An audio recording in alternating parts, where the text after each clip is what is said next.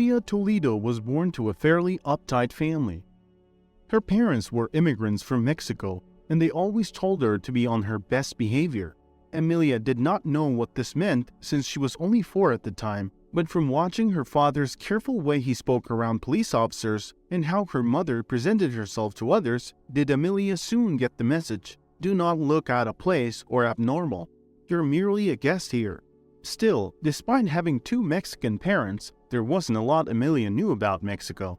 Apart from her mother's cooking and her father's obsession with soccer, there was not much she knew about what being a Mexican was. She didn't have any siblings and did not grow up in a neighborhood that readily accepted minorities. It is with these unfortunate circumstances that she developed a fascination with the country. She kept this goal in the back of her mind as she made her way through life. The opportunity wouldn't come until her 70th birthday, when she was retired but still offered accounting services for some clients willing to pay her price. Emilia had moved upstate and into a tiny home. Apparently, it was supposed to make a smaller footprint on the environment. She also owned 2 small pugs, Pepper and Candy. Emilia, ever since she moved out of her home state, saved up every little penny and dollar she earned. This way, she could afford not only the plane ticket, but to pay her bills and the pet sitter while she was away. Emilia, after saving up, finally decided to purchase a first-class ticket. It wasn't to feel superior or privileged, but because she heard they had better Wi-Fi. She was definitely treating the trip to Mexico as a vacation, but until she got there, she needed a way to continue working on her brand new laptop. Granted, she was still trying to figure out how to use the darn thing. Still, she wanted the best for her clients. She was a rather hard-working woman. Ever since she was 9, her mindset was set for high standards. She strove to be her best self in all matters possible. Using whatever tools she had at her disposal, Emilia studied what she did not understand, be it the English language or animals. But there was one subject that fascinated her more than anything: mathematics. Numbers, division, multiplication, fractions. It was all so complicated, and she enjoyed it. When her teachers noticed her grades improving at the next open house, her parents were praised for raising such a smart child. This small boost of pride caused her parents to turn from authoritative to authoritarian. Instead of allowing their daughter to watch TV while eating dinner, they ordered her to eat as fast as possible so that she may quickly get back to studying. Although Emilia's strict homestyle brought stress going into middle school and high school, she was nonetheless appreciative of her parents. After all, they were doing this for her own well-being. Her proficiency with math allowed her to take serious advanced courses in geometry and calculus. Despite her ability of quick thinking, Emilia strayed from her math classes in 9th grade. Instead, she became entranced with accounting. The concept of evaluating and categorizing numbers gives great insight into a person's life based solely on their business. Emilia got to see success and failure with every ledger, T-account, or pivot table. It's telling a story. When her parents found out, they were more or less supportive. Being an accountant is a fairly respectable job. Computers are the future, they'd say. However, they were also slightly disappointed by the news. Emilia could be an engineer as well, but instead, she chose accounting. Emilia's flight took off around 4 p.m., so she arrived at the airport a little after 12 in the afternoon. Once she got her flight ticket, she went to sit down in the designated area. She received some incredulous stares from those around her, as if they could not believe that this quaint old woman could afford such an expensive flight.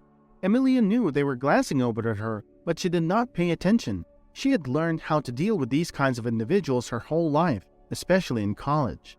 Emilia used to hear that to truly enjoy her time in college, she had to split her time between studying and partying.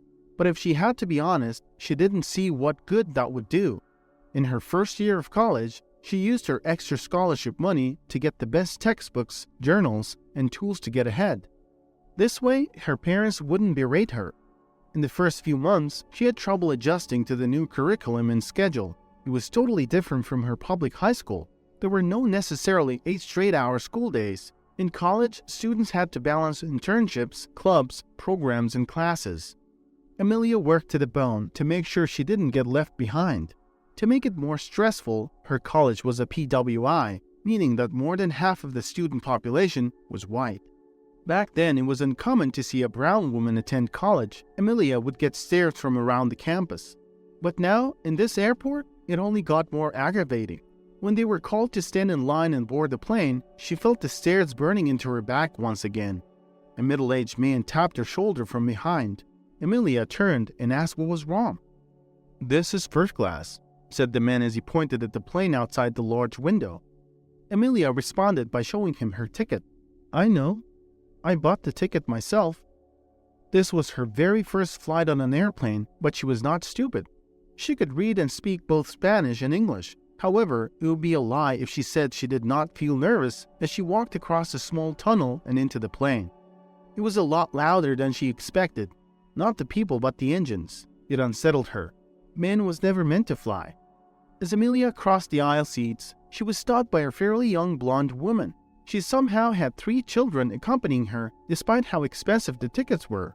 Without permission, the woman harshly grabbed Amelia's shoulder and said, "Hello?" "Hey." Amelia was surprised but kept her calm. She shrugged the hand from her shoulder. "Yes, you shouldn't be here." The woman then proceeded to urge Amelia back down the aisle.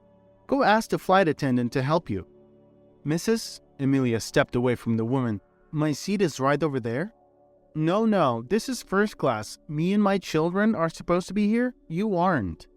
Amelia corrected her purely out of annoyance. "It is my children and I, not me and my children." The woman furrowed her eyebrows and jerked her head back. "Excuse me? That was unnecessary. You don't say that to me, Mexican. I've known English all my life." "I'm sorry, but I'm not Mexican." Squinting her eyes, the woman gazed at her skeptically.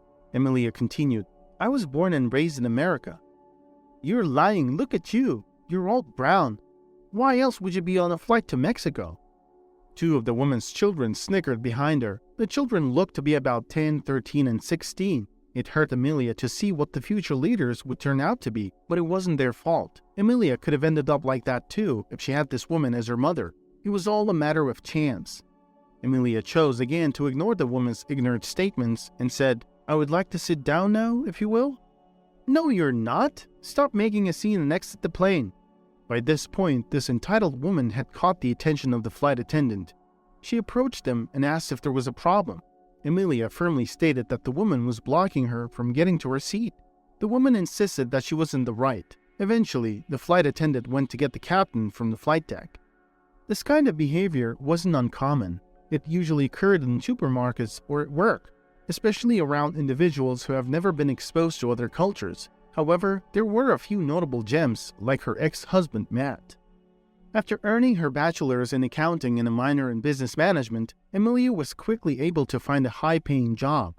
For the next decade, she would jump between a few jobs until she settled on a large banking company. There, she would meet her future husband Matt Evans. He was one of several lawyers hired to help expand the company nationwide. Amelia and Matt resided in different parts of the building, but they would occasionally see each other, be it in the parking lot, lobby, or the various staff rooms. Matt was the first to initiate a conversation as they waited outside the owner's office. Amelia's parents were, to say the least, satisfied with her choice of a partner. "A lawyer, you say? How lucky," her mother would exclaim proudly. Until now, her family would tread water as they lived in the country, but now that Amelia was an accountant and she was due to marry a lawyer, they were looking forward to good times ahead. That wasn't necessarily the case, however. Amelia and the woman stood there in awkward silence. 2 of the children chose to gaze outside through their window, while the youngest looked at Amelia's clothes. The 10-year-old stared for a little while. Eventually, he said, "I like your bracelets." This compliment warmed Amelia's heart. "Thank you. They're called Ojo bracelets, supposed to protect you from harm." The child smiled and asked if he could have one. Amelia glanced over at the woman, but she didn't seem bothered by it. She was probably going to sell it as soon as they got off the plane. Nevertheless, Amelia offered him one. She gave him a bright red bracelet and tied it as much as she could around his small wrist, just enough so it wouldn't slip off. It was a surprise seeing the captain appear from the flight deck. Apart from Amelia, he was one of the only people with darkest skin. Not only that, but his complexion looked familiar. She couldn't quite place her finger on why. He had a square face resembling hers, but also eyes that didn't. The familiarity that came from the man instantly brought Amelia comfort. As the flight attendant had done before, the captain also asked if there was any problem. The woman re-explained the situation, all the while Amelia tried her best to defend herself. Despite the woman's hysterics, or maybe because of it, the captain seemed to take Amelia's side. He told the woman that